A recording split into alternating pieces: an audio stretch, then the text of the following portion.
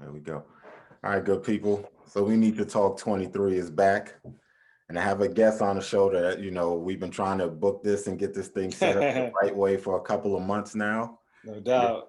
and this is all part of my I'm Coming Home series. So my guest tonight is True Khepra. How you Yeah. doing this evening? I'm doing excellent, my brother. Thank you for asking. I'm doing great. All right, long time coming. I'm glad we were able finally to get our schedules and everything synced up so that we could get this going. Indeed, indeed, indeed. And I believe it's gonna be a real good one for the people. Yeah, good is the enemy of great. It's gonna be a great one. Yeah, it is great, great interview. All right, so to start, like I ask all of my guests, so who is True Khepra? True Khepra. Ah, True Khepra. True Khepra is a man who is about empowering his community. Okay, True Khepra is a man who is a seeker, not only a seeker, also an arriver. okay, And what am I seeking for? I'm seeking for wisdom. I'm seeking for insights. I'm seeking for a better life. I'm seeking to enhance my family's experience of me. I'm seeking to always be a better version of myself in every moment. I'm seeking to constantly challenge myself to improve. To me, life is about evolving. When I took on the last name Kepra, and I know we're going to talk about that, I I really felt like that last name fit me because it means to evolve into a higher being, so to speak. Not exactly in those words. mhm, So that's what true Kepra is. True is a person that has many layers to him. I always tell people, when people see me, they acknowledge me for my positivity, and I'm truly humbled by that, and I appreciate that. However, I have my moments just like everybody else. mhm. I'm a combination of positive and negative. As a matter of fact, I'll say that the negative is has what's the word has impacted me, and has propelled me forward to actually be the man that I am today. So, who is True Kepra? True Kepra is somebody who is striving to leave a legacy for his people, for my family. True Kepra is a byproduct of his community, Paterson, New Jersey. True Kepra is a byproduct of all his experiences, both positive and negative, like I stated. True Kepra is not a self made man. I'm successful, but I am not a self-made man. And I know a lot of people they speak about I'm self-made, I'm self this. I am not that, man. I've had amazing people that I've met on this journey called life who've assisted me, who've helped me, who've not only again back to that concept, not only in a positive way, but also the negative people that have came to my life Mhm. and has taught me lessons, because the negative experiences and negative people also teach me lessons too. Yeah. So that's why I tend to not even call them bad, because I've gained something from you, so thank you. Mhm. So I could go on and on about who True Kepra is, but I would say that that's a good summary. True Kepra, if you want to go into those are the aspects of my being. Okay. If you want to go into the doing aspect, right? Because life is about being, and then being gives birth to what you do. Mhm. True Kepra is a writer.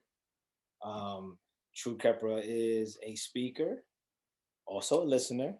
I can speak because I listen first. Okay. Uh, True Kepra is I work in the medical field. Went to school, but my job doesn't define me. Mhm. But that's what I do. I also have a profession in the medical field. True Kepra is a father, a son. He's a brother. You know, um, if you want to go into my titles, I'm also a life coach. Mhm. I have a company. It's called Beyond Living, and Okay. my company is made up of three pillars: that's speaking, writing, and life coaching. Okay. So I'll say one of the most interesting things that it's all interesting, but The one thing that I love that you said so far was that, you're not a self-made man. I always tell people, I think when you call yourself independent or self-made, I think you're robbing the people that have assisted you on your journey of their part, or whatever they did in your life to help propel you to where Mhm, you are. So I love the fact that that you're honest enough to say that, because I think a lot of people miss out mhm. miss out on the importance of, yes, I've done this, I've gotten to this point, my drive helped get me here, but there were also people along the way, positive or negative, that helped push me in the direction that I needed to go. Indeed. Absolutely. Absolutely. Yeah. Because I think, especially coming up in Patterson, what school did you graduate from? Eastside. Eastside. Well, I technically didn't graduate. I didn't walk the lawn. Okay. I didn't have enough credits to graduate, so I got my high school diploma late. They sent it to my house. Hey, all of the great ones do. I didn't walk either. Yeah, yeah, yeah, definitely, definitely. I tell everybody, because people tend to say that I'm an intelligent person, and again, I'm humbled by those things. I appreciate it. I put in a lot of work, Mhm. but the knowledge and wisdom and education that benefited me the most is self knowledge, is knowledge itself, Yeah. and the knowledge that I seek for myself. You know what I'm saying? Mhm. College was cool too. I did graduate from college too. Okay. Passaic County Community College, PCC, right downtown Paterson. Mhm. I got my act together by then. Okay. But yeah, I didn't mean to cut you, but yeah, I just wanted to say that, man. School, it's the curriculum is outdated. Yeah. It puts white people in a superior position. It's Mhm.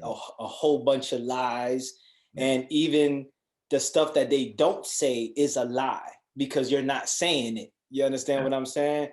So Okay. yeah, man, school is trash. I have children. I have teenagers. I Mhm. tell them school is trash. However, you still got to get good grades because it's a part Yeah. of the process, Mhm. and you'll develop certain habits from studying and debating your teachers and whatnot. So you still got to do your best in school, even though it's trash. And anyway, I speak at schools, so let me not say nothing too crazy. Yeah, I'll stop there.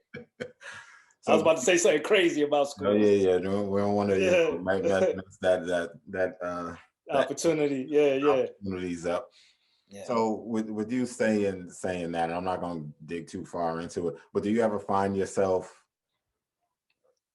having to bite your tongue at certain things that they're teaching our kids now? Because there's certain parts of it where you have to say, like, for I just give a small, an example is like when they talk about Christopher Columbus. I make sure I tell my Mm, kids all the time. I said he was the murderer. We don't we don't celebrate him. mhm, There's no need, for our schools to still be teaching, anything that he did, because it's all a lie, and we know that, mhm. we know that for sure. So do you Right, right. find yourself, dealing with your kids, especially now that all of the kids are home? Do you ever find yourself, having to bite your tongue about certain things that they're learning? In my family, with my children and my nuclear and extended family, I do not bite my tongue about anything. Okay. The only thing that I've done, if anything, is I guess you could say tone down my the way I express certain things, Okay. because there was a time, I have to be honest, right? Because my journey is who made me who I am.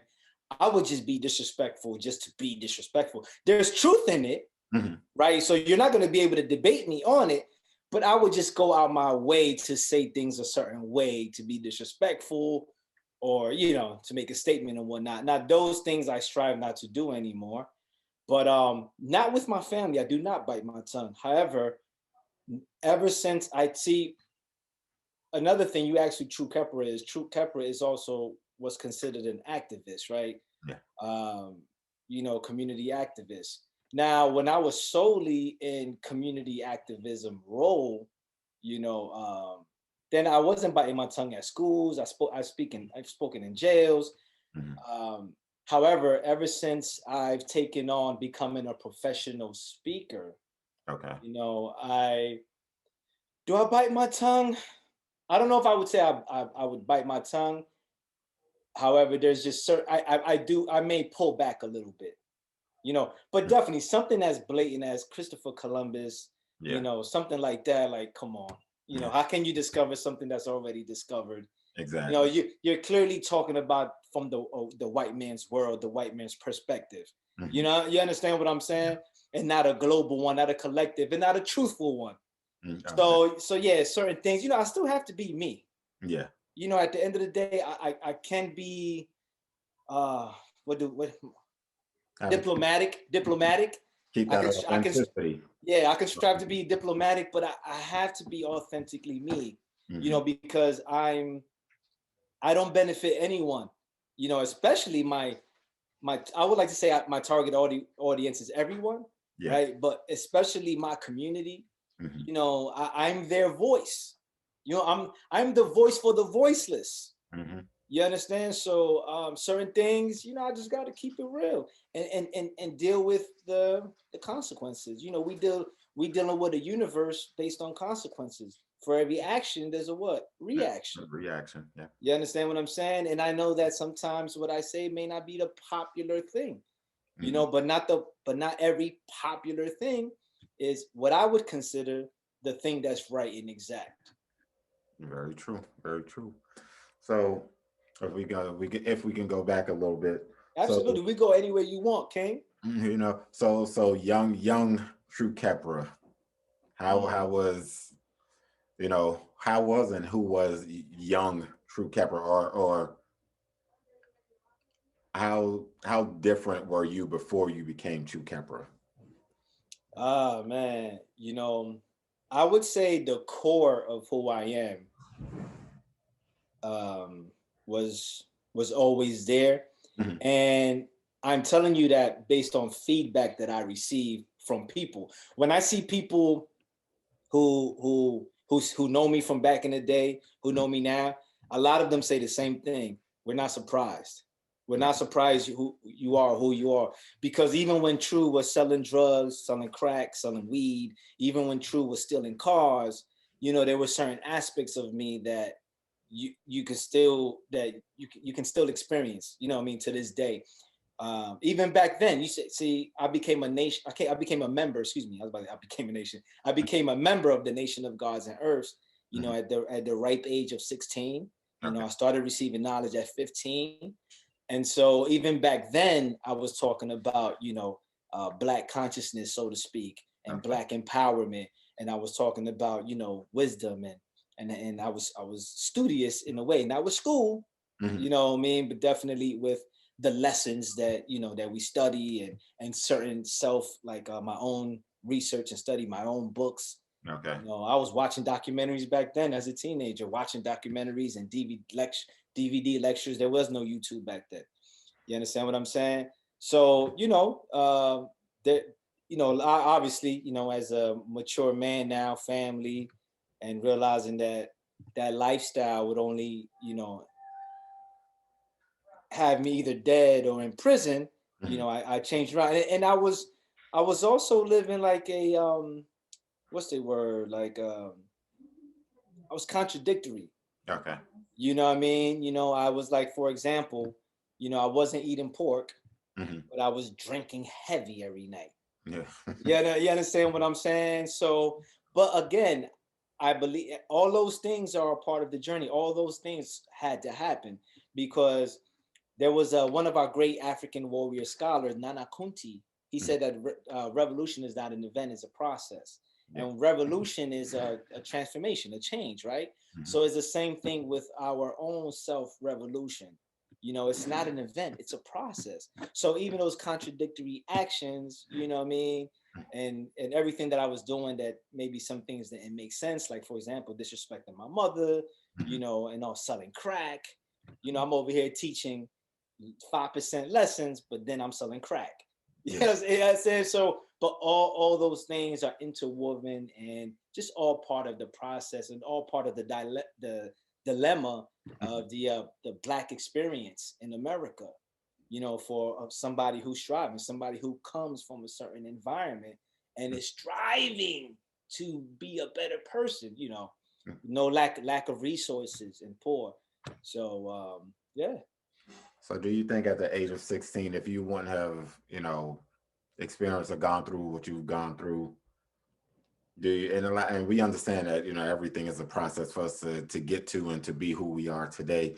But do Indeed. you think that you would have found who you are now if you wouldn't have gone through what you went through back then? It depends on, when you say found, it depends on what part of me you're talking about. To be who you are today, like the true Kepra, to because like you said that when you were, you were teaching the lessons, but you were still out in the streets doing, doing everything. Do you think if you would have, we could take it two ways. If you didn't go, let's say if you went fully into teaching your lessons and being studious in that, do you think you would have gotten to where you are today, if you wouldn't have had, the split of you're holding on to the streets, but just now you're also holding on to your lessons and everything. Do you think Hmm. those two came together at the right? I know it sounds crazy, but it came together at the right time to help build you up to who you are today. Um, well, the streets came first, Hmm. right? The streets came first, but I think I would say yeah. And the reason why, just like you ever play Jenga? Yes. Okay, so in Jenga, you take one piece off, Hmm. and then the thing may crumble, or once you take one piece off, you lost the integrity of the structure. Yeah. So if you look at True as a structure being, you take one piece off, Hmm. then it's no longer the same structure. Got you. However, what I think, though, this is all hypothetical, right? That if you would have put me in an environment that was maybe like conducive to a better, let's just say more positive, for lack of a better word. Okay. And I say that,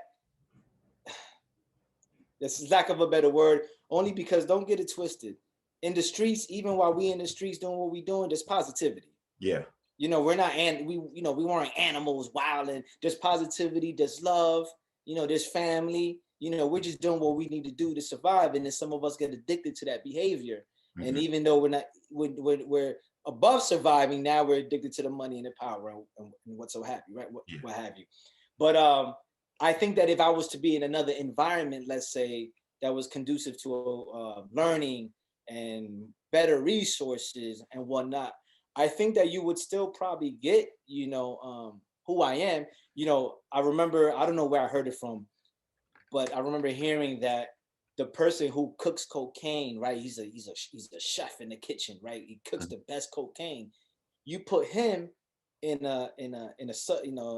want to say, I hate to say suburban and stuff, 'cause some of those schools, Yeah. but again, you get my point. You Hmm. put him in a situation where he doesn't have the streets. You have a master at chemistry. Yeah. Hmm. You understand what I'm saying? You have somebody like me who was on the block, really, essentially, like running a business, Hmm. right? Because that's how I ran my drug operation, like a business. You Hmm. know, no business school, no one teaching me, just learning from the OGs, and I would read like Don Diva magazines, Feds magazines. Hmm. So my point is this, that, those same skills, qualities, and traits, I could, in a better environment, Hmm. probably could be a CEO running a business, Yeah. or some type of leader or something like that. But to answer your question, I think it's just all part of who I am. I say, what's crazy? I was just telling my sister-in-law this last night. Looking back at it, right, unraveling the thread, you Hmm. know, it's interesting that I went through those things, because those things that I went through, the pain, the struggle, all of that, is the fuel and the ammo that I use today. Yeah. So, what else would I be speaking about? You know what I'm saying? Yeah. So it really does seem like it was all like purposeful. Okay. So now with the way Paterson is now, and I haven't been home in so long, and it's been I think a year or two now since the last time that I've been back to Paterson.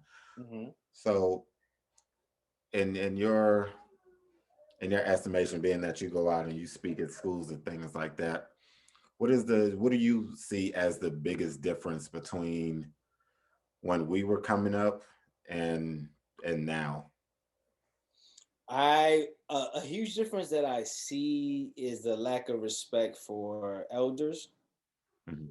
You know, I don't do the whole generational bash thing. I Mhm. don't do that, right? But I do see that. Like for example, again, if I was on the block and an old person walked by, or you even somebody of authority, like for example, the Nation of Islam. Like if the Nation of Islam came through selling their papers or whatever coming through, there was a certain aspect of respect that we had. Maybe you would put your blunt away, maybe you would put your drink down. Mhm. Maybe you'd be like, yo, hold up, cool out with that cursing. You might something to that effect.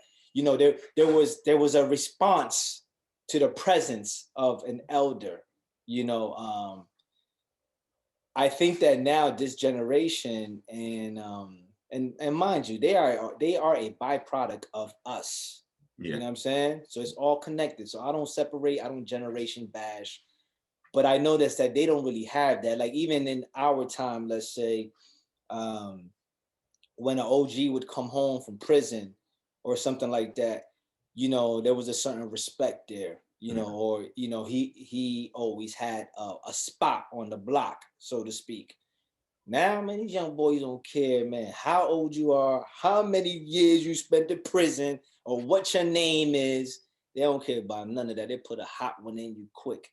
You understand what I'm saying? Yeah. So that's one thing that I would say that I noticed. I also noticed that the violence and we fought when we were younger, stuff like that. Mhm. But the level of aggression and the extreme violence, um, especially gun violence, it seems like the age is getting younger and younger and younger. You know what I Mhm. mean? So I would say that those are two things that stand out off the top of my head. So then, do you think that there's a way that we could? Oh, if I Oh, may, go ahead. not to cut you off, this came to me too. And again, this is not their fault. In our generation, there was a balance of culture and knowledge. Even in the music. Mhm. For example, you had like conscious music. You may have a group like Dead Prez, but Mhm. then you have a group like Mob Deep. Yeah. So our menu of music, our listening menu of music, I feel was more. There was more of a variety, Yeah. and that's a good thing because that can help shape and mold your personality, your moods, Mhm. and you as a person. The more you're exposed to, the more that it helps shape who you are. Yeah. And so I noticed that in this generation, this day and time, you know they don't have that. We had, I mentioned, the Nation of Islam walking the streets. You Mhm. had the Nation of Gods and Earths walking the streets. You had the new Black Panther party for self-defense. Mhm. You had the Ansars, who then changed their name to the Nuwabians. Mhm. You know what I mean? You had different organizations and tribes and nations, who were around, and their presence was felt. Again, whether you joined them or didn't join them, they were there and you can extract from them. Mhm. I wouldn't be who I am if it wasn't for that presence. Again, right? And so this generation, unfortunately, they don't have that, and that's a tragedy. And that's on us. Yeah. So do you think that there's a way for us to, to, I don't want to say reach back or reach down to pull up, or well, that's sort of what it is us having to pull them up, and it's not necessarily to our standards, but pull them up to get them back in line. Do you think, or do you see a way that our generation, especially because we went from sort of being them to us now being the OGs and everything now. So do you Mhm. think that there's or see a way that we could help this generation, like sort of, whether slowly, I know it's not an overnight process, get that respect back? Yeah, I think, and I say this all the time, the first thing, maybe, well, yeah, the most important thing for me is the unifying the Black family. Okay. Because when we look at the community, and let me be clear, when I say Black, I'm talking about Black and brown people, people of African descent. And I have to say that because you have people who have the nationality that I have, which is I'm Dominican, who Hmm. don't consider themselves Black, which is crazy to me. You Yeah. know what I'm saying? You'll have a jet Black Dominican look at you and say to you, "Yo no soy negro." You know what I'm saying? But that just goes to show of the some people call it brainwashing. I call it brain dirty because Hmm. washing, you clean something. Cleaning it You know what up. I'm saying? They're not brainwashed. Their brain is dirty. Hmm. You know what I'm saying? But anyway, that's another topic and another conversation. So the reuniting of the Black family, in particular, the presence of the father. Hmm. Now, I didn't have my father active in my whole life. You understand what I'm saying? So I'm a byproduct of that too. Hmm. But I think that the times have gotten worse, especially because again, like I had my first child at 19. Okay. You understand what I'm saying? And now they having children that are, even younger, much just young age and stuff like that. So to answer your question, I think that the number one thing is to unite the Black family. Now there's going to be a lot of things that come with that, Hmm. right? So now instead of separate incomes, right? Hmm. Because now you have two incomes under one household. Hmm. You don't have one on child support. I used to be on child support. You Yeah. know what I mean? Too. Paying $900 a month. Yeah, you dig? Hmm. So now you have two resources under one umbrella. Hmm. That's beneficial from the family. Now, this is important. Now you got the masculine and the feminine presence in one household, Hmm. right? Which we spoke about exposure, right? And how Yeah. important that is to shape and mold people. So it's also very important for the masculine and feminine presence to help mold people. You Hmm. know, um, so I would think that that's the foundation. Okay. The second thing is, resources. I hate to sound like everybody says this, but just a better education. And again, not this whack education. We're talking about Mhm. education that's relative to this day and time, Yeah. entrepreneurship. Just an updated curriculum. And I don't put the responsibilities only on the schools. Yeah. Like I hear, especially coming up in the Black conscious, you know, time, I'll say, right, it doesn't go nowhere. But coming up, you would hear a lot of people complain about schools not teaching Black history, schools not teaching this, schools not teaching that. Hmm. But my question is, what are you teaching your child? Exactly. Why are you letting Mrs. Karen, Hmm. do all the work? You know what I'm saying? I think that, we have to take accountability and responsibility for ourselves too. The school's not doing it. Okay, then you do it. You know what I mean? You set a time and you teach your seed. You know what I mean? You put them around people who can teach them. You buy the books or what have you. You understand what I'm saying? So I think aspects of knowledge itself, family, resources, economic empowerment, all Hmm. those things are important because why do we sell drugs? We sell, for money. You know Yeah. what I mean? Like people, people will say that money is the root of all evil. And from what I hear, I'm not a Christian, but from what I hear, that's actually wrong. It says, like, I believe it says the greed or the love of money Yeah. or whatever. But the Yeah. thing is that if I'm being honest with you, King, you know, I seen people do the most negative because they don't have money. Yeah. You know what I mean? And I know people abuse money and they do ill things with money. I live in America. I'm Hmm. not blind to that. But I think that just again, resources, economic empowerment, Black empowerment, family unity, and uniting the generation. Yeah. One thing that I appreciate about, being Dominican and Dominican culture in DR. Here, you don't see it so much, but it does exist. Hmm. You see the young with the old. Yeah. They vibe together.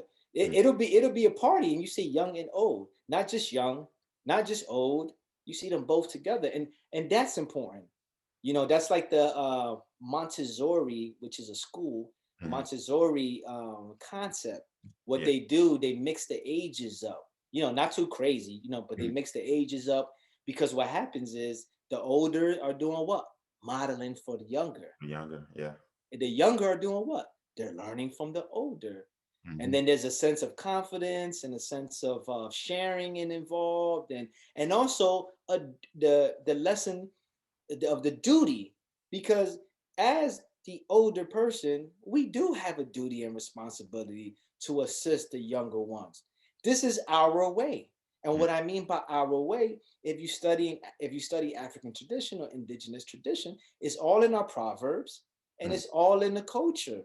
You have the mighty elders, Yeah. man and woman, man and woman, Mm. not just man and woman, because in our way, again, we respect man and woman. In Mm. the seven Hermetic laws, which are originally the laws of Tahuti, Mm. it talks about the law of gender. Everything has masculine and feminine in it. Mhm. You know what I mean? In science, in the universe, everything has masculine and feminine. We model the universe. We are the original people of the universe. You Yeah. understand what I'm saying? So we modeled this. So that's what I would say in terms of what can assist us, and let me say that we, again, the older people, Mhm. we have to be examples and model success. Why should they listen to you? Mhm. What have you accomplished? What do you have?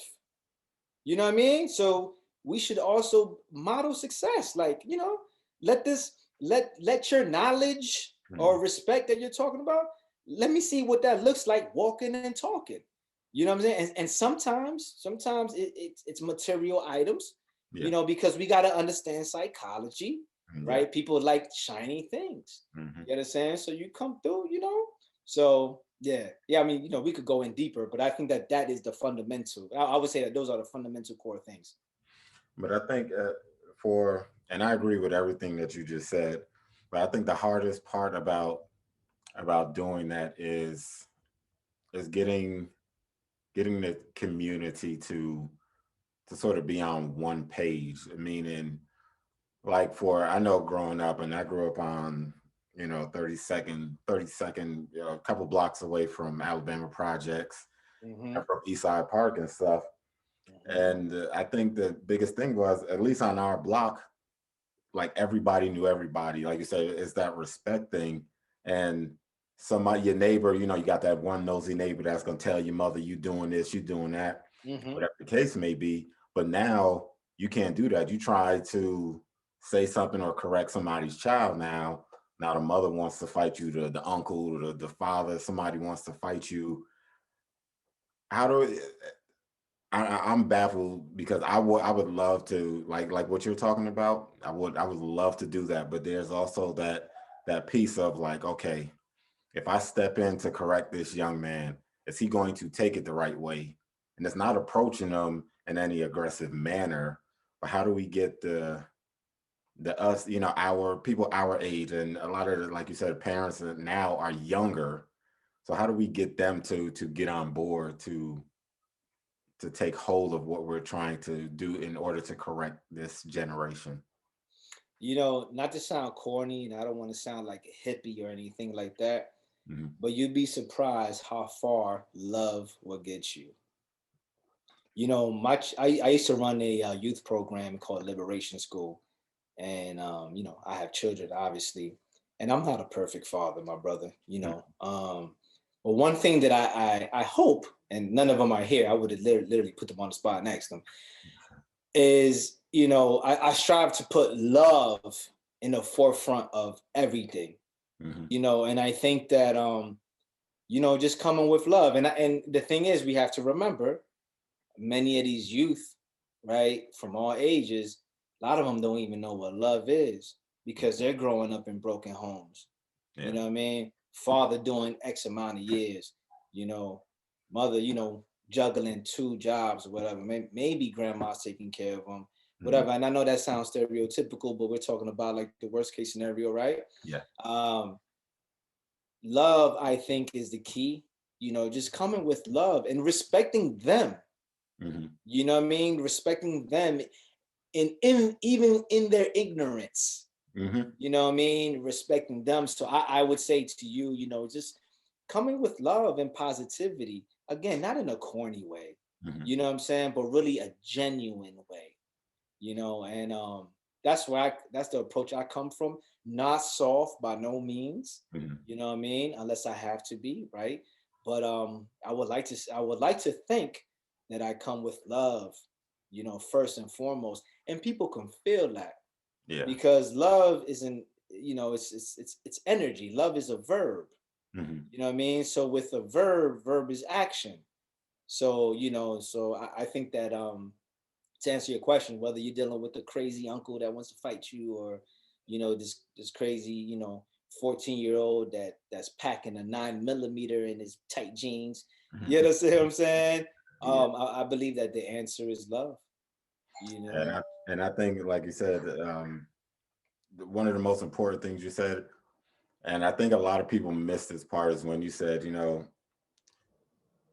is we have to meet them where they are. I think that's what a lot of us adults miss out on, is that we want them to be at our level, our standards, where we think they should be, instead of meeting them where they are and building them up from there. I think that will go such a long way, because like you said, we coming at them with respect. And like I said, it's not like, oh, you too young for me to respect. But like you said, if I respect you, I'm helping you because I respect you, because I have this love for you, and I want to help build you up, whatever it may be. Like you said, they're coming from, worst case scenario, no father in the household. Like I said, mom working two jobs, grandma probably still working, or is too old to, to really give you that attention and straightening out that you need. So I think that's what a lot of people miss, is that, we have to go down to their level and build them up, whether it's from brick one or brick five. We have to meet them where they are to help build them up to, yeah. to where they should be, or where we think they should be. Indeed. And another thing that I think is crucial is solutions. So that's, Mhm. a lot of people, they talk to people about what they're doing or what they're not doing and knocking them. But what solutions are you providing? Yeah. What solutions are you providing? So, I think just coming with love and showing, and not in a like I'm Mr. Know It All type of way, but Mhm. also showing that, hey, brother, there's a better way. Mhm. You know what I mean? The Honorable Elijah Muhammad, he said something in this, and I can't reference where. Mhm. Something that I learned along the way. I studied so much stuff, man. But he said, there was, I believe it was even in the movie. He said that right now people are drinking this glass of water, and it was Mhm. a dirty glass of water. But then he poured a water in another glass, clean glass of water. He says, if you offer them a clean glass, they will drink. Yeah. So that's the solution piece. And Mhm. I just think that a lot of us, man, when we get older, we become parents. Even parents do it with their children, Mhm. as if, like they forget that they were once 20 years old, that Yeah. they were once 16 years old, that they were once whatever years old, and that maybe they were in the same place or even worse. Mhm. you know um and it's not about giving people passes, but at the very least, it's about understanding. And one of the core principles of Buddhism that I learned is compassion. Yeah. So yeah, love, solutions, meeting them where they are, speaking their language, Mhm. you know what I mean, and compassion, yeah, indeed. I know for me, and like I said, this platform here is all about being upfront and honest. And I know one of the things that I had to do as a parent, because I have three boys, and for me, it was learning their language. And the funniest thing was that, I'm like, I don't get why y'all listening to this crap. I'm like, I don't, it's not sinking in with me. And then I was step back and I was like, damn, I sound like my mother and my Hmm. grandmother and things like that. So as I went on, I started to pick up on, little different things so that I could, bond more with my boys. Because like I said, if I'm busy beating them in the head, like, uh, you know, and I'll hold firm to, Jay-Z, Biggie, whoever is the greatest rapper, and they're like, no, no, no, no, I like Lil Baby, or whatever the case may be. It's just like, all right, let me step back and see why they like this artist more than what I'm trying to teach them. Although, Right, although at the end of the day, I'm gonna still say my answer is correct. right, Still right. to step back and see and hear what they're saying in order to understand them and this generation. Because, like I said, my kids go 20, 15, and 9. Yeah, yeah, yeah. You know. Yeah, I think it's important to, step into a person's world so you can see from their eyes. Mhm, You know what I mean? And then willfully they can have some common ground. And we don't have to agree. Like your question was about being on the same page. mhm, You know what I mean? Maybe we don't have to be on the same page, but we can at least maybe be on the same book, the same chapter. mhm, And I think that that's another thing, like in our community, if we really start to look at the commonality that we have. And I think this too, sometimes this is going to sound crazy, you mhm. know what I mean? I want to say it in a way where everybody would definitely get it. So right now, with the racial tensions being so high, Mhm. right? That's nothing new for me. You know what I mean? I was chased when I was living in California. I was chased by skinheads and called the N word, like at the age of 14. This ain't nothing new to me, but I understand it's new to some people. Um, I think, believe it or not, this is gonna sound crazy. It's a good thing for Black people. Yeah. Why? Because it forces us to be on the same accord, even though we have our differences. Now Mhm. we have something to unite us. Yeah. Now we're looking at each other like, hey, brother, like you need something. Mhm. Like now we might, we're taking more action to unify. Now we're like, looking to, to be more loving toward each other because we're seeing that we may have a common enemy, Mhm. so to speak, or somebody attacking us. And so I wish that we didn't have to be reactionary with that. But Mhm. I think that it's not always all about agreeing about everything or even liking the same thing, Yeah. but it's just having like just like if we can just unify for the sake of peace. Mhm. Peace is the absence of confusion. Now you can listen to whatever music you listen to, Mhm. you can dress how you want to dress, but we can both say we want peace. Yeah. And Mhm. I think that that's important. We can both say that we want to live, we want to live safe. Mhm. Everybody wants to live safe, I think. Well, it's tough when you say everybody, but you get my point. Yeah. There are certain things that that we can all agree on. We all want our children to grow healthy, and so I think if we unify under things like that, Mhm. I think it's possible, man. But the self-love, the self-love has to come back, the confidence, Mhm. you know, all of those things have to come back. And I say come back because we once had it, Yeah. and that's important to know too, that we weren't always like this. A Yeah. lot of people judge who we are or our his story or our story based on slavery and forward. Mhm. Go back. Go Yeah. back, and I'm not also saying there was this black utopia where everything's perfect either, because it wasn't. You understand what I'm saying? But it definitely wasn't what it is today. And I love Farrakhan, man. I learned this from Farrakhan. I don't say the N word, so I would not say it. Mhm. But he says that the N word was something that was created. We wasn't always N words. Mhm. We didn't come here as N words. You know what I'm saying? I'm not gonna sit here and say we were all kings and queens either. You know what I'm saying? Because that's a lie. You know what I mean? We do that as a term of endearment and love and respect, and we're replacing negative things like the N word when I call you king. You Mhm. understand what I'm saying? But I think that it's important to know those things. That's why, again, going back to knowledge of self, love of self, and not just knowledge of self from reading a book and knowing that I came from West Africa, but Mhm. also knowledge of self, of who you are as an individual, your strengths, your weaknesses, and then using that as a resource, because everything that we need we already got. There was a great book. It was called it was written by Chancellor Williams, and it's called Destruction of Black Civilization. And Mhm. back of that book, just like it's like the book has two parts. And back of that book, it literally tells you how to run a whole nation, Okay. black people. And so when I read that book years ago. You know, I read that stuff years ago. Those are what we call fundamentals in the black conscious world. But Mhm. you know, I realized when I read that book, and I realized that, man, so many people have read this book before me. Mhm. You know, I realized, man, we already got the answers.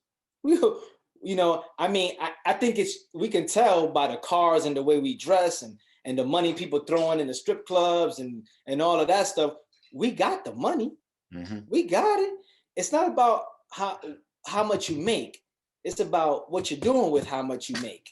Yeah. You know, my son played basketball, right? He's Mhm. not the tallest man on the team, you know, but I tell him, son, you know, use what you got, bro. You know what I'm saying? Use what you got.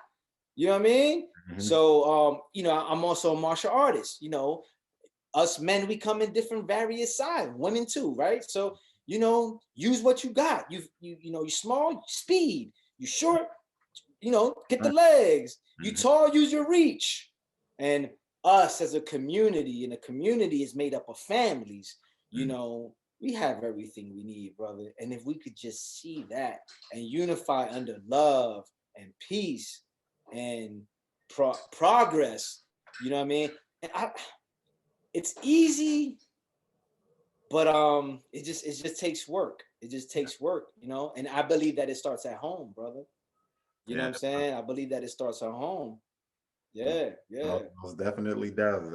It's just a matter of, and like I said, not necessarily believing everything that I believe word for word. It's just a matter of you believing. That's the start, is you, that person believing.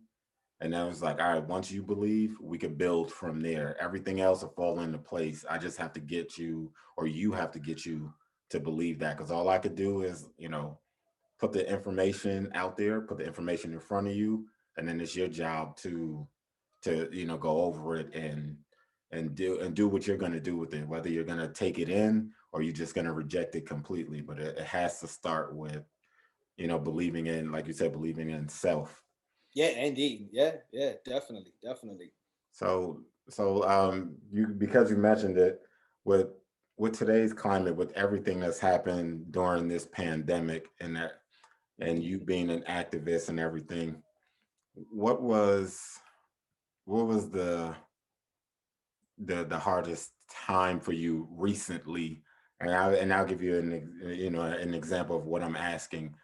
Mhm. Like for me, I'm a pretty laid back, calm guy. The way I am now, anybody that I went to East Side with, Paterson Catholic with, they could tell you I'm like this all the time. I'm really laid back and calm. It's not a lot that riles me up. Mhm. But the thing that got me to start this podcast and doing this was George Floyd's death.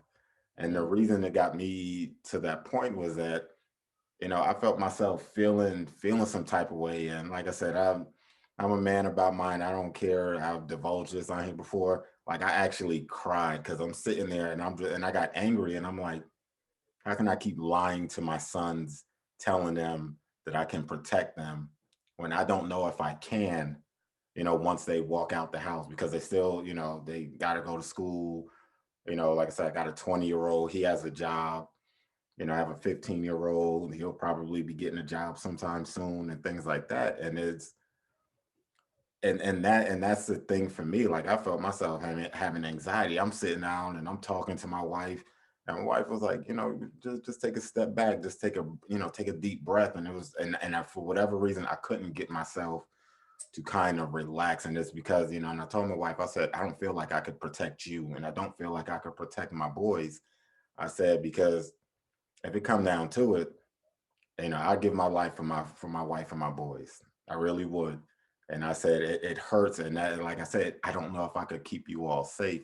So has there been a time during all of this, especially recently, because like I said, I hear what's going on in Paterson. I talked to a couple of my friends that are still there, and I see what's going on nationally and everything. So has there been a time where you had that, I hate to say defeated feeling, but had that defeated feeling? Hmm. You know, yes, yes.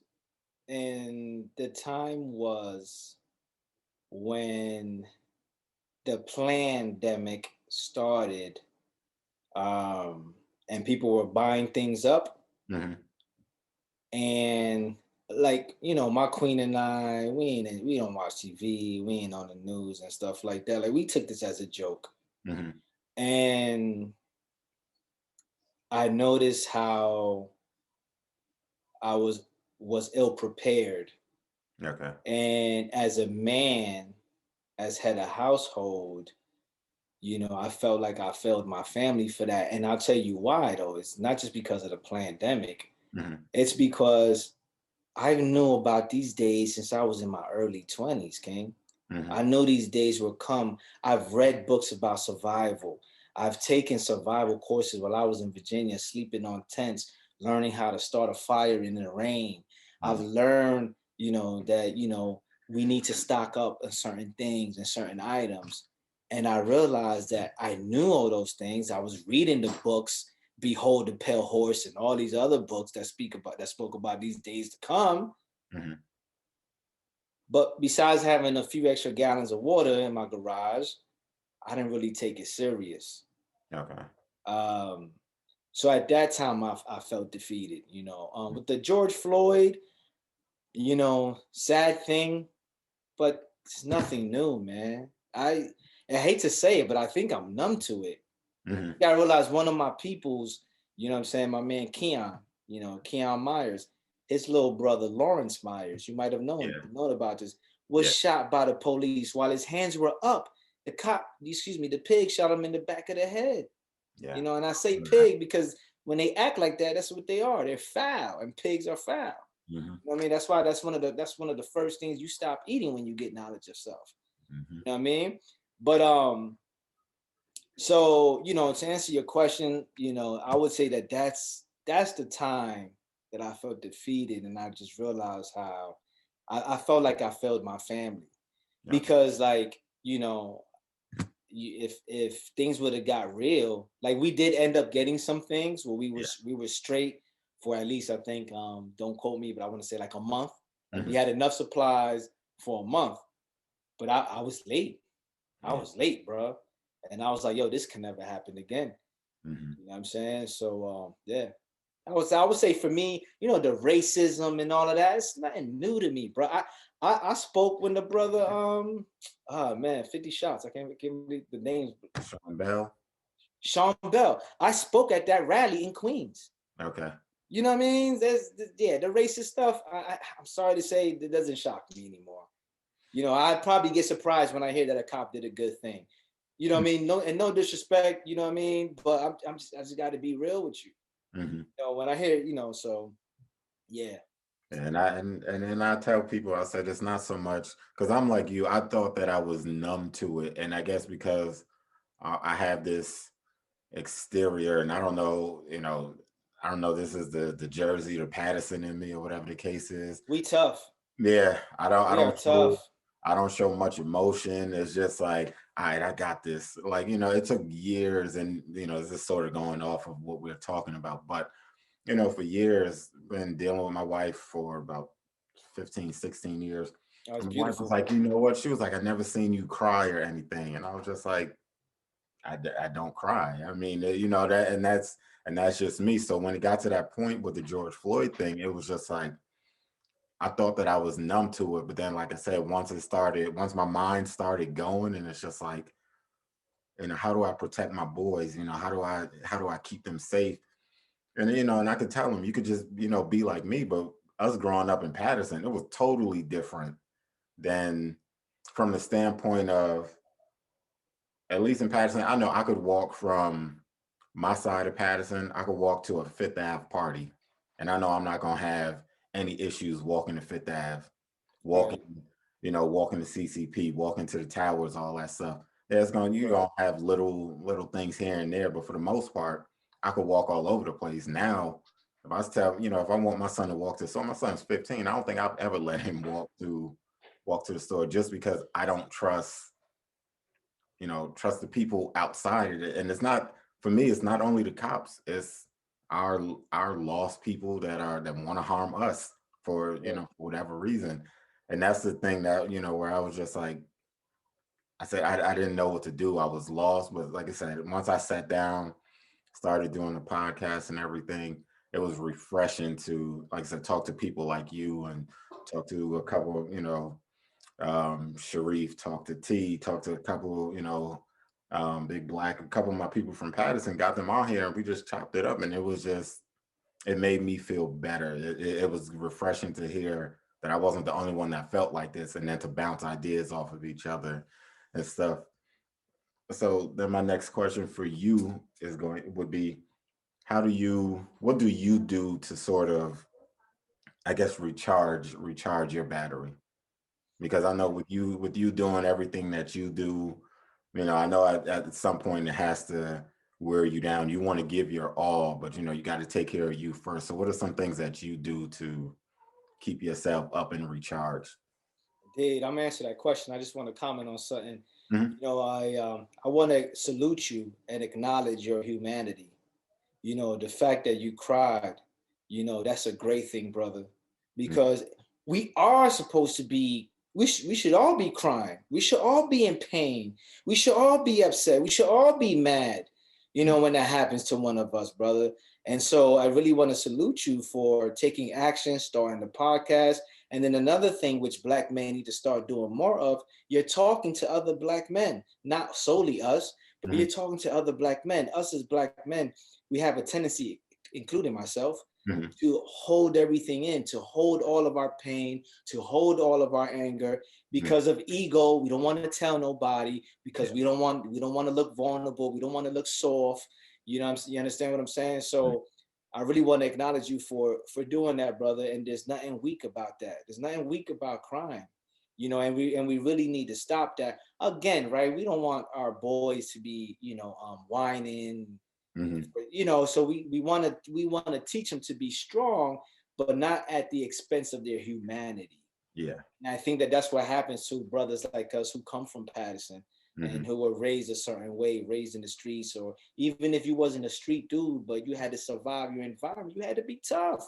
Yeah. You understand what I'm saying? So I get it. I definitely get it. So what do I do to recharge my battery? Hmm. So you're absolutely right, brother. I always tell everybody, my bags under my eyes at this point in time are like badges of honor. You understand what I'm saying? Yeah. Because I'm usually up very late and up very early Hmm. and doing a lot. You know what I'm saying? And that's a whole nother conversation. But what I do to recharge is, so I actually have something that I call a 555. I share it with people. Okay. I wake up in the morning very early, 4 in the morning, 4:30 in the morning usually, and I read for 5 minutes. That's it, 5 minutes. I meditate for 5 minutes, and Hmm. I also do like some yoga stretching for 5 minutes. Then Okay. I get myself ready, and I go to the gym. So that's the first thing I do, and I'm mentioning that because you know how. Let me ask you, right? Hmm. And I'm asking you for a reason. I'm Okay. asking you for a reason, okay? Hmm. Um, when it comes to saving money, Hmm. right? What would you say is the core thing that you hear people say, financially successful people say when it comes to saving money? Like when you get your check, what do Hmm. you do first? Pay bills. Okay. So Perfect. no disrespect, Hmm. according to the financially successful people, that is not or you better say like an action that a financially Wealthy a or whatever person. wealthy person would do. What they do is they don't pay bills first. You know what they do first? Pay They pay themselves. themselves first. Hmm. You know what I mean? They pay themselves first. You give it to yourself and then everybody else. So what I do with that morning ritual, and sometimes it's a little longer, Hmm. right? But what I do with that morning ritual is I'm paying myself first. Okay. Because if I don't give it to myself first, then I can't give it to anybody else at my best. True. You know what I mean? And so Hmm. I do things like I work out. Now working out has multiple benefits for me. You know, Hmm. it's a way to release some tension. It Hmm. also is a way for me to use this energy in a positive way. Also, the benefits of looking good and feeling good, you know, having the testosterone flowing and all the endorphins flowing make me feel good, and it's healthy for you. Yeah. And then new and doing the quote unquote right thing. This is my temple. You know, all of that makes me feel good. Hmm. So I'm already starting like I empowered. You Hmm. understand what I'm saying? I'm reading something great. So those are the things. Also, is I strive to eat a healthy diet. You Hmm. know what I mean? I'm 100% plant based. I'm not saying plant based is the best diet in the world. It's the best diet for me. You know, Hmm. I stopped having those debates. You know Yeah. what I mean? Your body's your body. You want to eat what you want to eat, that's fine. So, and the reason why that's important is because, you know, eating the proper foods, again, replenishes you, makes you feel good, Hmm. gives you energy. You know, I do things like fasting, Hmm. you know, and also just I surround myself with positive energy and positive people. I'm so blessed, brother. I have some great people in my life. Whenever I get weak, whenever I fall, excuse me, Hmm. whenever I get negative, I have somebody there to, you know, to support me, to be a crutch for me. You understand what I'm saying? Hmm. Another thing that I do is I constantly listen to motivational speeches. I'm a speaker and I listen to other speakers. Yeah. I constantly listen to, you know, I listen to podcasts like this, like your podcast. Hmm. I listen to other podcasts. I listen to audio books. You know what I'm saying? So I'm constantly, I have a vision board that I wake up to. I have my goals. Another thing too, I have a vision for my life. Again, I'm answering your question. I Hmm. have a vision for my life. Why is that important? My life has purpose. Yes. So Hmm. I feel good about living my life and what I'm doing. I'm Hmm. not just going to work and sitting on the damn couch watching TV, getting a pot belly. Yeah. You know, you understand what I'm saying? Yeah. So I feel great, and brother, I'm truly I'm blessed. My life isn't perfect. You Mhm. know, I definitely have my issues in certain area, but yeah, it served me. Yeah. So the one thing that I got to work on, you know what I mean, is resting more. That's the area that I tend to slack on because I'm so motivated. Hmm. You know, I'm so motivated. You know what I'm up to. I'm so Hmm. motivated that sometimes sleep is where I slack. You know, so me, I work well with like 7 hours, Yeah. and sometimes I get 4, I get 5. Hmm. So, but yeah, though I would say that on that's the fundamental for me of how I recharge, and I also do you know me, I'm a very serious man, but Yeah. I also play a lot, I joke a lot, I laugh a lot, I play with the children, I play with you know, so you know that's you know I do things, I go on trails and you Mhm. know I travel, you know what I mean, I have you know I have a great life, man. It's not perfect, and you know what I'm saying, and it's not perfect, but I have a great life. Yeah, and I think that that's the biggest thing. And like I said, it's just the small things because I'm like you. And I don't. let me say, part of so when I No. mean travel, I do travel abroad. Mhm. I leave the state, I leave the country, Mhm. but also you don't even gotta, you know, you don't gotta leave New Jersey to see some nice places. Yeah. You know, because I can hear some people might saying, "Oh, yo, I don't got money to travel." I can, yo, leave your city, Right. travel an hour. You know, put some gas in your tank. You know, put some good music on, driving to nice area, or you know the beautiful thing about New Jersey is you have farms in New Jersey, you Yep. have hoods, suburbs, cities, you got all types of things. So Everything. New Mhm. Jersey's a unique place. So if you live in Jersey, and I know your listeners are not just from New Jersey, Mhm. but you know that's one of the amazing things about living in Jersey. Okay, I'm sorry, I didn't mean to cut you. I Oh wanted no, to no, add that no. real You quick. good. You good. No, no. You get giving good information out. Thank But no, you. I was gonna say just like you, that's where I know I slack at is sleep because my mind is. And I always tell my wife, I said I don't think my mind ever stops. I Mm-hmm. said there's always something going on. So I know one thing that I did. I started. I don't even know if I would necessarily want to call it a fast, but I gave up bread, rice, sugar, you know, Congratulations, all that brother. stuff. So Word. I'm on my fourth week now, and for me, I'm sort of like you. My family's from South America. I love my bread. I love my rice and everything. Oh, you So got your knees? yes. All right, bless up. So it's kind of hard for me to, when I said, damn, I have to give up rice, but I mean, I'm on my fourth week now. Congratulations, brother. And the hardest thing, I stopped by, like we haven't had. I know my sons were going crazy because we haven't had any juice, soda, anything in the house in 4 weeks. And Congratulations.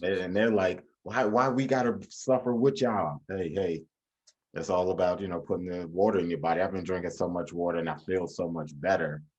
But like I'm like you, the only thing I can't do, I'm trying to do is get more sleep because I'm 4 or 5 hours a night at the most. And it's just like some nights I might doze off and then I'll be thinking about something, I'll pop up. I keep a notebook. I love my pen and paper. I keep a notebook Yo, at me too. the I edge. keep a notepad on I'm my a dresser night. right next to my bed. Yeah, my nightstand. Yup. I'll pop up. All right, let me jot this down so I don't forget. Or if my phone is closer, get the phone, type it in the phone, and keep going from there. But Beautiful. but that's what I'm working on is trying to get more Beautiful, my brother. Beautiful. because like Thank you for all that you're doing in terms of creation.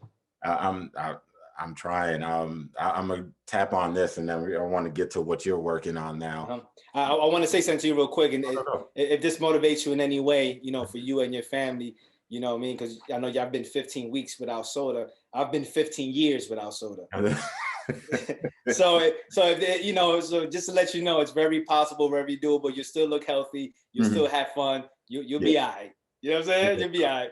Yeah, yeah. But go I ahead. don't miss it surprisingly. I Yeah, said, and I think I took a cheat day and I had the soda and everything, and I was just like, you know, it didn't satisfy. It didn't give me that feeling. Like I thought I was gonna miss it more, and when I got it, I was just like, I wasted a whole cheat day for eating, yeah. drinking, and so I'm like, I didn't miss it like I thought I did. Well, you So, know why? What happened is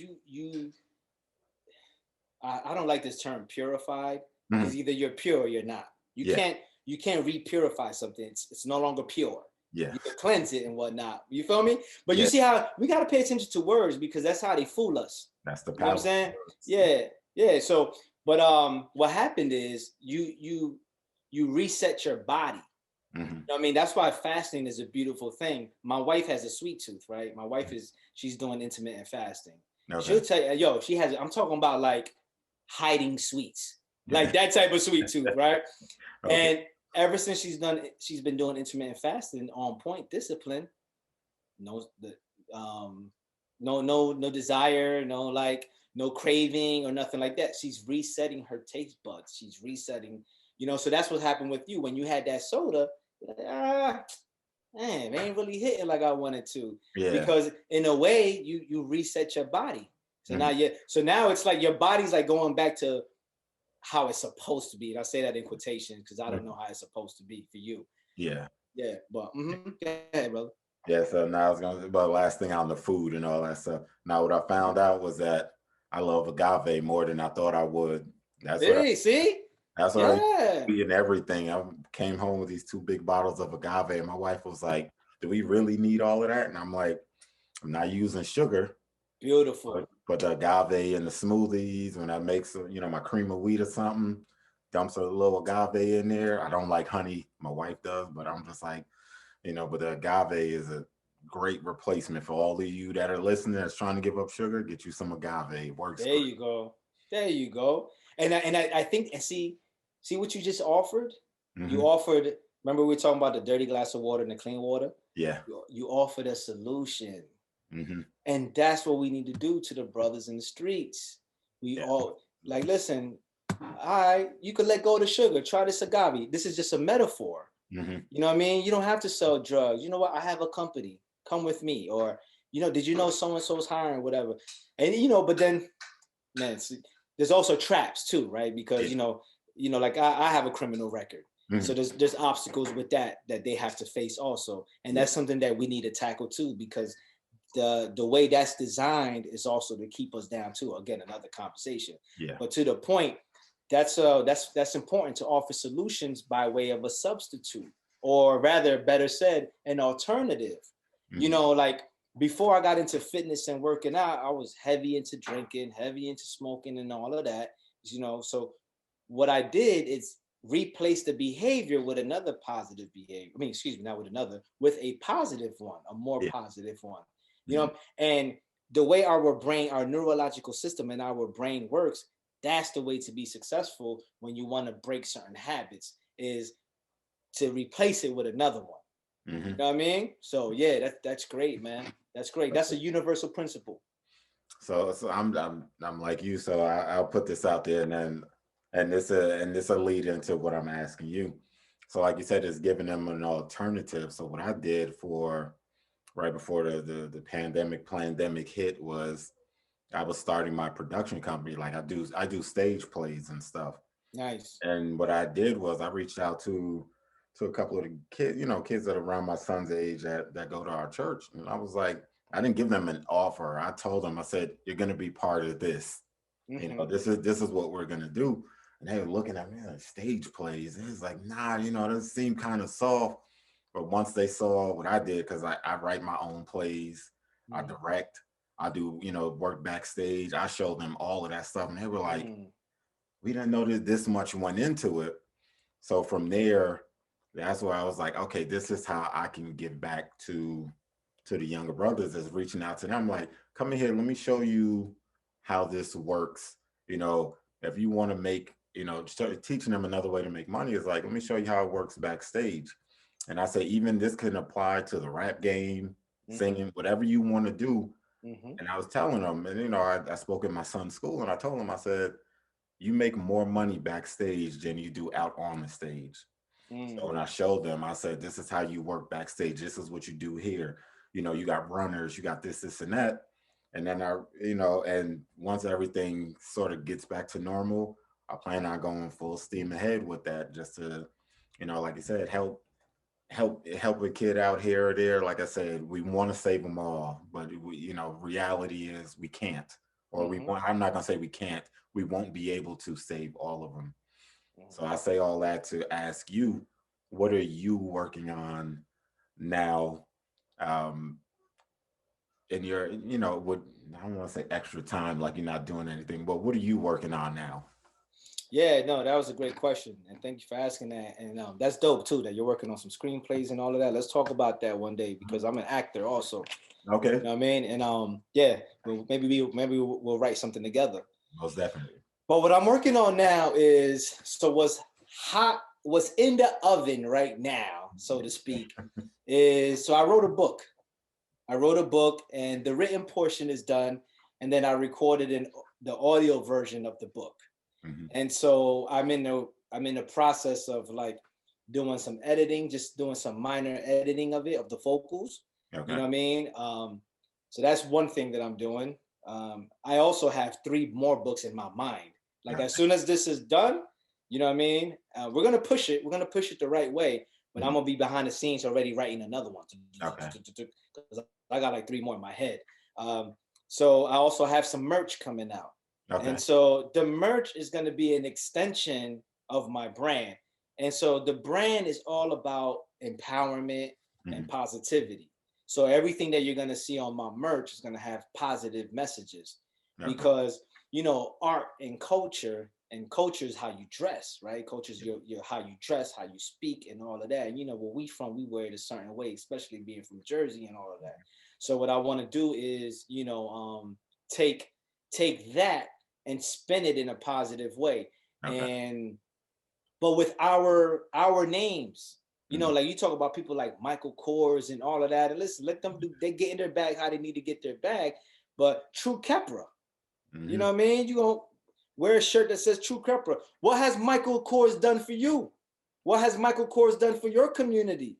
You know Hmm. what I'm saying? And I'm not trying to put myself out as this big guy doing, major things like that, but I love you. Hmm. You know what I'm saying? I'm working with you, and maybe you're not in Jersey, maybe you're in California, but Hmm. we're an extension of each other, because one hood somewhere is the same hood another place. You know Yep. what I'm saying? All hoods are the same. And Hmm. so yeah, so that's what it's about. So I have some merch coming. I'm eventually gonna have some online courses Okay. coming, seminars. I already have a seminar, already like laid out and planned. Hmm. It's just like so much, and I still have like a full-time job. You know what I'm Yeah. saying? So it's just challenging getting everything done. And so someone would say, well, get a team. I do have people that work with me that help me, Hmm. that help me. But the things that need to get done right now are the things that I need to put attention to. Yeah. So Hmm. I'm looking for some opportunities where I can free up my time. Hmm. I'm in the middle of expunging my record. Thanks to my little Okay. brother Joseph. Shout out to my little bro Joseph. Love you. He he's helping me out with that. And so, I got some things in the works, King. Got some things in the works. I'm gonna relaunch my YouTube channel. Okay. Um, be posting more on my social media presence. Eventually, I want to start a podcast. Hmm. I have like two other three people that I have in mind that I want to start the podcast with. Okay. Uh, so yeah, this is I'm doing a few things while at the same time juggling the full time job, juggling the family, and you got to separate the family because the children need time together.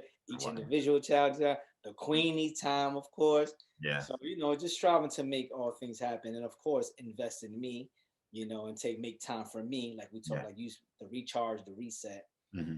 Yeah, Yeah. No, no, that's all good to hear. I can't wait to see it because, like I said, I'm working on a couple of things too.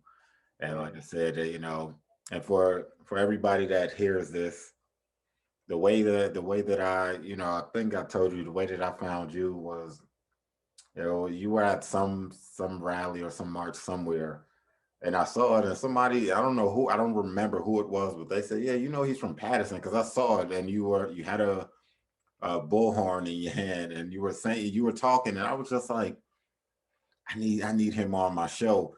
And in my head, then I went to your YouTube channel and I started watching your old videos and stuff. And Thank you.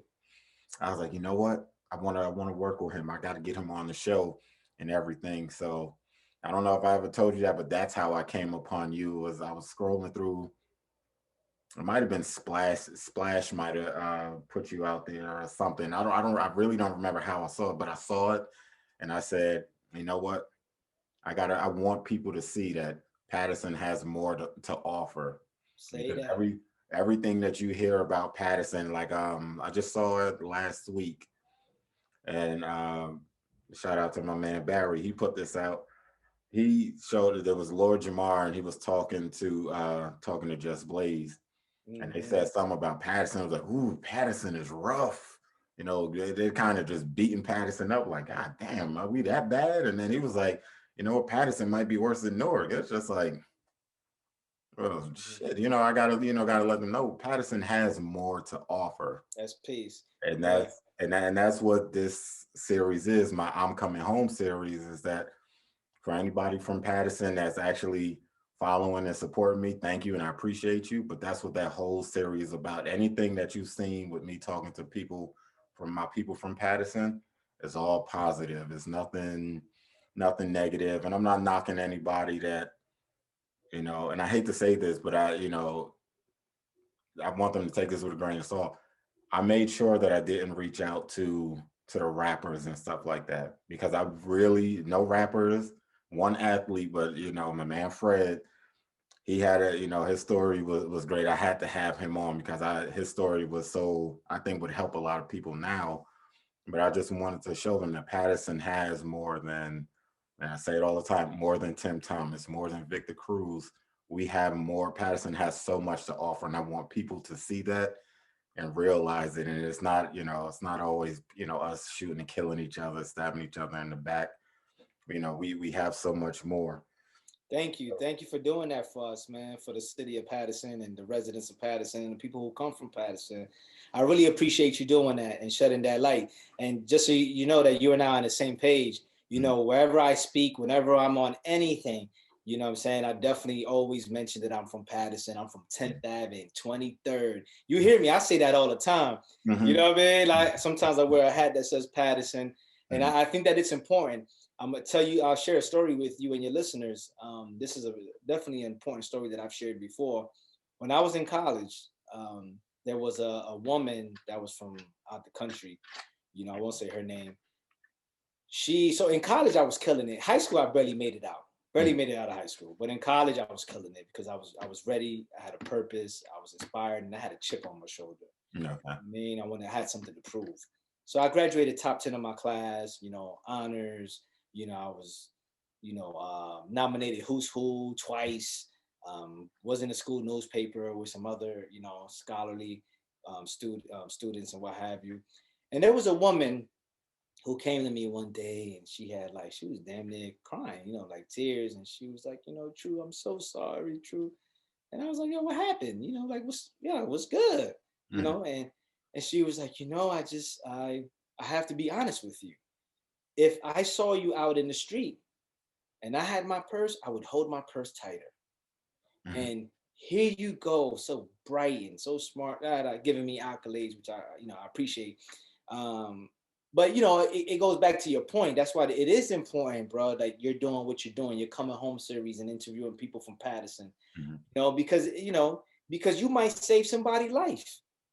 Or maybe somebody may give somebody a job or an opportunity because they seen your podcast and seen, I saw a good guy named Fred on Mhm. that podcast. And you know what? I'm gonna give this guy a chance. Yeah. So yeah, it is important. It is important. And I think too that it also speaks to our strength, Mhm. to come from like a place of Patterson, like you said, where the people describe like, yo, it's damn, that's rough. Remember one time I was in Pennsylvania on a bike trail. You had to take a bus to Mhm. get to the top of the hill of the Yeah. trail. And they're like, they say, so where you from? Everybody said where they from. When I said I'm from Patterson, everybody was like, whoa.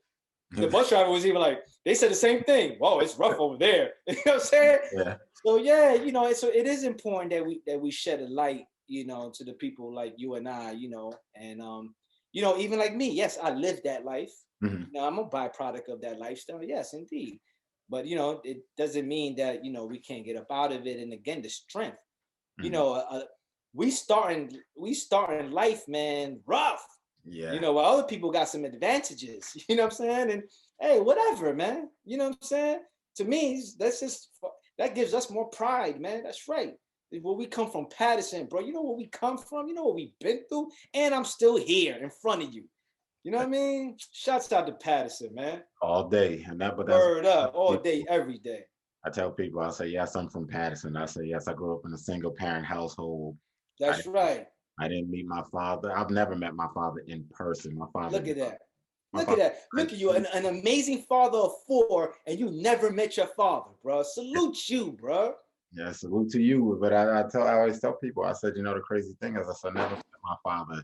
And I said, my story is a little different. And I get that kind of pushback from people because I have some people that say, you never been locked up, you never been in trouble. I said, no, I said, but that's not what it's about. I said, I can offer you or I can give you something that you may be missing. I said, just because I haven't been through those circumstances doesn't mean that I can't fully relate, but I can relate to you and I can help you out in this way and in that way. Because like I said, growing up, my father died 2.5 years ago.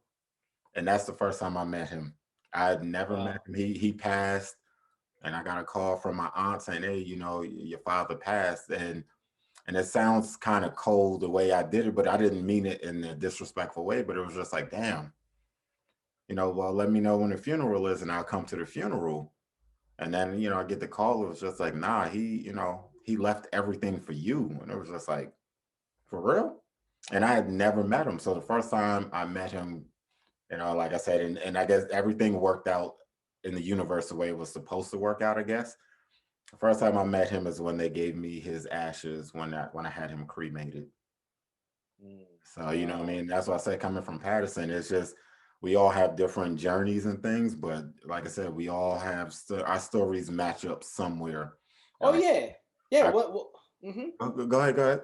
No, I was gonna say one of my good friends, what I'm saying? He's like you, he's from Patterson, but he never sold any drugs, he never was in the streets, running the streets, nothing like that. But he's still a byproduct of the environment.